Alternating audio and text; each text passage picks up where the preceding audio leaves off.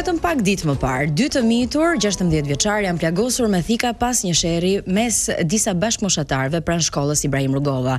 Konflikti dyshohet se nisi për motive banale, pse më she, dhe ky është rasti më i fundit, sepse pothuajse gjatë gjithë vitit janë raportuar raste të tilla të plagosjes, sherrreve mes nxënësve, madje dhe marrjen e jetës, si rasti në shkollën Fanoli në Tiranë. Po pse degradojnë të tilla situata? Flasim të mëngjes me Kristi Gongon, gazetare Top Channel. Mirëmëngjes, mirë se ke ardhur. Mirëmëngjes, faleminderit. Dhe Ridvana Hajdari, e cila është kërkuese, aktiviste dhe studente në degën e psikologjisë. Mirëmëngjes dhe ty Ridvana.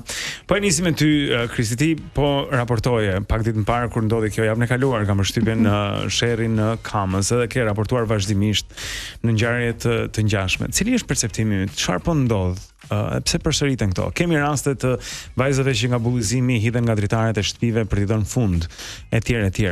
Ky ambienti tingëllon të paktën së jashtmi tepër toksik në klasat e gjimnazeve, edhe 8 vjeçarëve ose 9 vjeçarëve tani më. Mirëmëngjes dhe faleminderit. Në fakt e themi shpesh, po mendoj që si do të flasim për një koncert.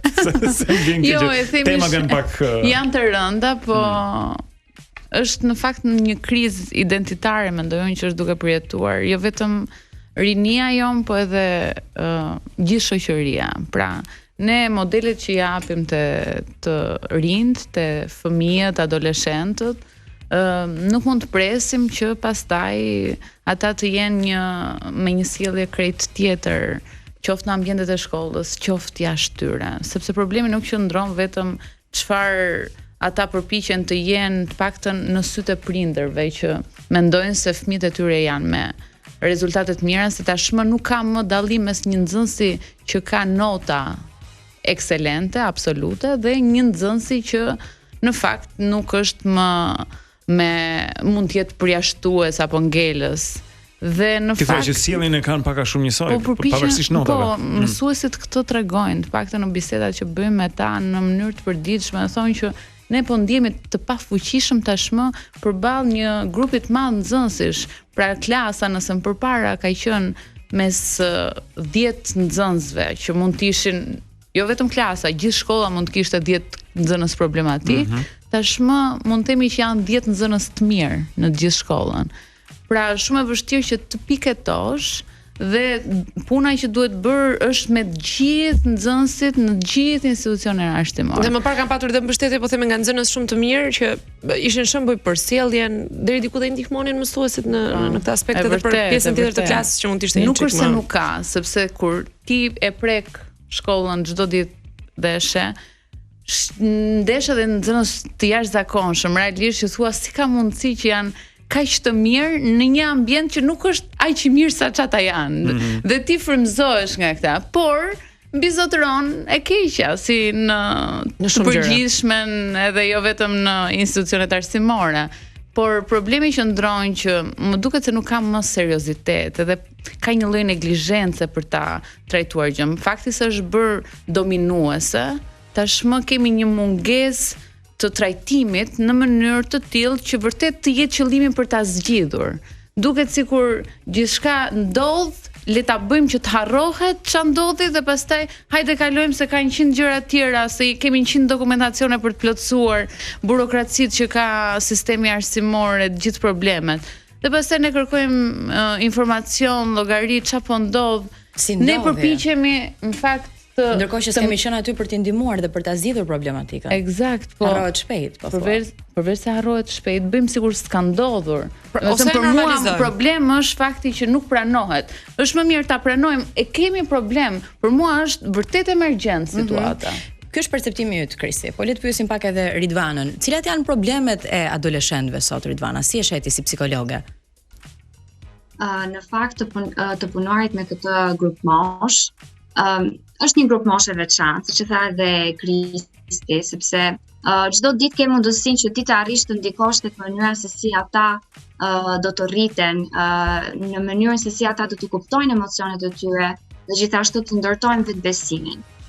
Por është edhe e vështirë. Në fakt nuk do thoja vetëm për ato çfarë po kalojnë fëmijët dhe adoleshentët, por edhe tek kushtet në të cilat psikologët shkollor punojnë. Kemi raste në bazë dhe të bisedës që unë kam realizuar me disa psikologë shkollor, ku ata janë të mbi ngarkuar dhe kanë mungesë të kushteve të punës, kanë mungesë të mbështetjes institucionale dhe kjo bëhet si një hendek mes punimit me këta fëmijë adoleshent dhe realizimit të detyrës që ata kanë. Por puna me adoleshentët kërkon shumë durim, kërkon aftësi për të dëgjuar pa gjykuar, sepse në bazë të bisedave që kam realizuar me disa nxënës, ata kanë raportuar që shpesh herë ndihen të pakuptuar dhe sikur nuk i përkasin atij ambienti ku ata janë.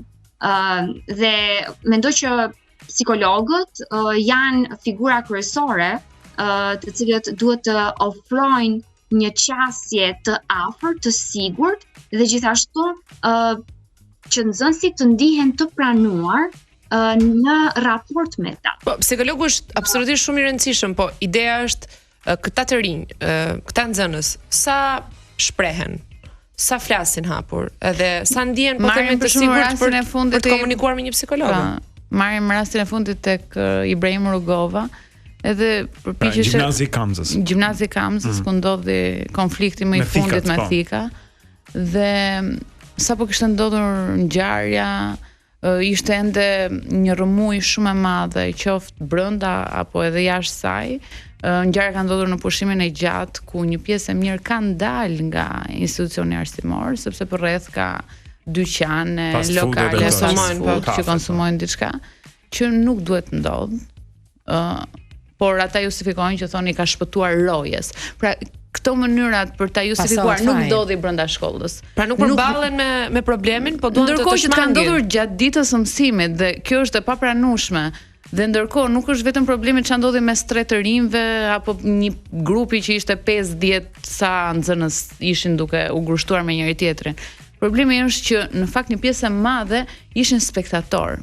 Pra, nuk kishte njëri që të ndërhynte, shikonin, edhe fëmijët e tjerë dhe tregonin me një lloj lehtësie që të trëm dhe të e shohin si argëtim edhe këtë gjë. Argëtim ose ta filmojnë ose ta tregojnë në mënyrë të tillë që sikur s'ka ndodhur asnjë gjë të tjerë përballë një rasti të tillë ose dhunë dhe plagosje kaq ftohtë është e frikshme. Po, ose kur ti je duke bërë punën tënde në përgjithësi, jo vetëm për tema të tilla, dhe shikojnë që ke fëmijë edhe të 9-vjeçares që të flasin me një gjuhë vërtet poshtëruese, sikur nuk kanë respekt për njeriu që punon, nuk kanë respekt për mësuesin, nuk ka më një lloj admirimi ose të thonë na lë rehat. Thën kështu duket sikur është faji i këtij brezi. Jo, nuk është faji i brezit. Unë mendoj që prindrit e pasojnë fajin tek mësuesit dhe te shkolla dhe te përgjegjësia që ata duhet kenë, se thotë unë ta besoj ty, e lë aty deri në orën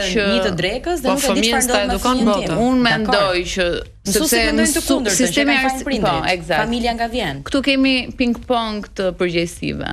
Kemi gjithmonë mësuesi thotë ka fajin familja, sepse në fakt familja është baza patjetër.